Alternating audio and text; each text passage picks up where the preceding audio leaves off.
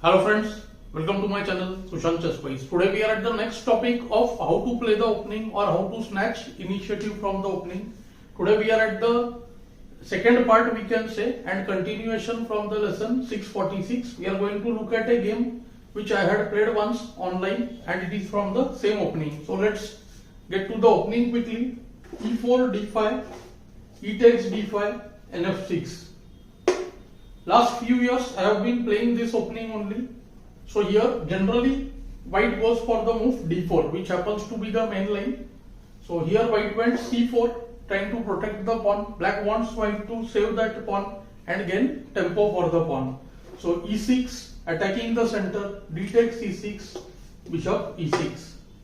This makes white a pawn up permanently, plus he gets big share of the center as well. So white thinks that he is doing fine, but development wise we will see that soon black will have around 2 developments for the pawn, and as I said, 1.5 to 2 developments for the pawn means the compensation is definitely adequate. More than that it becomes much better for the side with more development. So here comes the BB4 check. All this we discussed in lesson 646, and here BD2, Queen E7. Point is simple. White is threatened along the E file. Before bishop got supported, bishop C4 is the check which black threatens. So here Queen A4 check is of no use because of NC6. When we see D5 is met by just bishop D5 check. So bishop takes B4, Queen takes B4, Q D2. White, who is pawn up, wants exchange of pieces, and this is the critical moment. Here black has to see what he wants to do. Should he trade the queens on his own? Should he move his queen back, or can he play the move NC6 and develop the knight? This also we already discussed. Here moving the queen would just waste the tempo, and Queen D2, ND2 only helps white. We will see black will have just one development for the pawn, and center also is the only other thing which can compensate for the development. So white will have the move D5 then. So black just develops NC6, and last time as we discussed, QB4, NB4 is much better for black. So white went D5. Even the move D5 is bad because see, such advance of pawn without any development, this is not double attack, actually it's a waste of tempo, since black is only having one development to complete and everything will be out. Black of course has the move long castle. We can see that the bishop or the knight cannot be touched, just rook takes queen, and after QB4, NB4 we see that DE loses to NC2 check. This is what we discussed in the previous lesson. Today's discussion is a bit different. White played the right move, and we are going to look at one of my game where white played the right move NA3, stopping NC2. And what should black do here? How one can generate play with lot of development, even though it looks like an endgame. See, firstly, this is not an endgame. We would treat it like a queenless middle game. Black's both rooks are out, and white's see both rooks are still in. So this position is actually close to winning, we can say. Black has a very strong move here, bishop F5. When I played this online, it was even before the corona period, so I was not knowing the theory then. So theory I think says bishop F5 is the strongest move, followed by C6, breaking the white center. But I very much like the move rook H8. See, this being an online game and with less time control, I felt black's chances should be very good. And I went with the move rook H8. Point is simple, D takes C, which is what white did, RE6. And we are forcing white to go BE2. Castle will be broken soon, and both knights and rook will enter. So how much black has to see here? That's a big question before giving such a piece. So I saw till the moves BE2 forced, because if NE2, then we can see that knight D3, king moves to D2, D1, then NF2 checked by the rook, and the rook is lost. So I saw after BE2, knight D3, F1, where it looks the attack is fading. See, F2 is weak and D2 is somewhat weak. King has no place.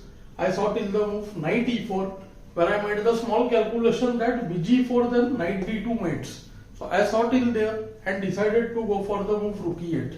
So ND3, king F1, knight E4, and F2 is weak. So I realized that there are several threats that black has.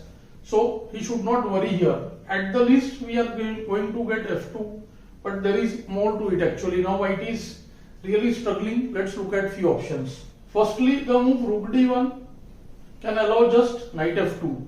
Secondly, any slow move allows nd2 mate. So bg4, see, like blunder here because nd2 mates. So I felt that nf3 is what white would play. Another line nh3 also I saw. There also knight d2 check, kg1 and rook e2. Material is level, but look at white, what he is doing. b2 is weak, f2 is weak. Soon ne4 followed by f2 will be taken by force. Maybe b3 is forced now. Also there is rook d e8.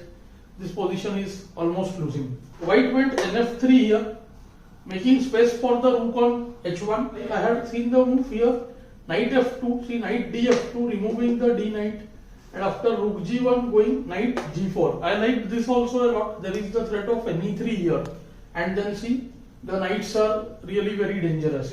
Another threat is see knight h2, knight h2, knight g3 followed by taking on e2, when black will have 2 pawns for the piece plus the initiative. But I was more keen on with the move knight f4, which happens to win the piece back by force. This is the main point. And here we must say that there are some lines which look good for white, but they fail. Like firstly, I was a bit worried about the move bd1. I saw it actually after some time because I had calculated from rook h8, and when I reached here I realized that maybe white has bd1. I had thought that maybe nd2, but see nd2 is not that good because nd2, nd2, rd2, there will be the move pg4. f2 is weak, we want to exploit that. So here comes the stunning move rook d2, which I noticed when the opponent was thinking actually, and he didn't play bd1. But maybe one should see such things beforehand. So after see knight d2 check, king g1, there is rook e1 mate.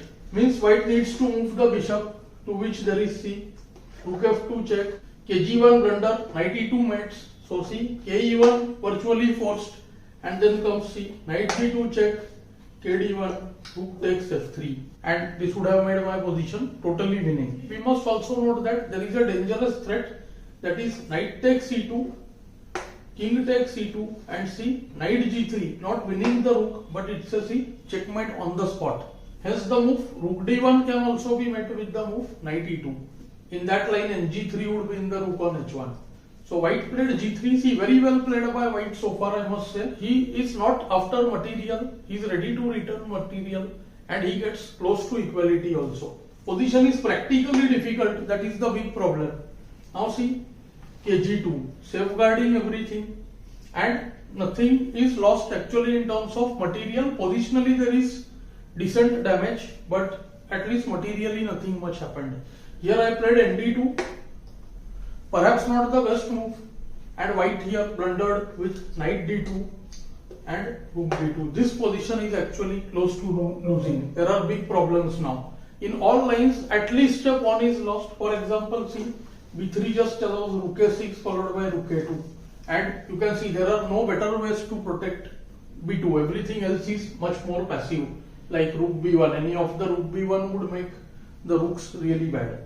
Meanwhile, black can do rook f6, pressurize f2. This knight is ready to move from d4. It can go f5, e3 and all.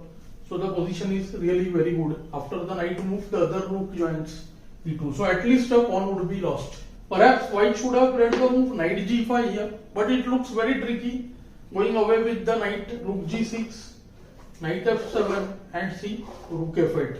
This position also looks really tough. Now knight e5, knight f4 check, kg1, and here see comes the very strong re6. Position has become really bad for white. Nothing is developed, and after see g takes f4, this turns out to be blunder. There comes rook f4. This is what could have happened. This didn't happen in the game. This is the analysis which I made later on, and realized that okay, black was doing well. Practically, we must say. See, in all these lines, I don't try to use much of computer analysis. Maximum I try to see whatever I have calculated. Very few lines you will see there is computer analysis. At least for students, I never use much of computer analysis, at least in their initial years. So now see almost h4 is forced, we can see. There are two threats now. One is rook e5, other is rook g6 and g6 rg4. Typical mating pattern. Let's say h4 or something, then re5, and still there are multiple threats. Like see, c4 is hanging. If b3, then rook e2.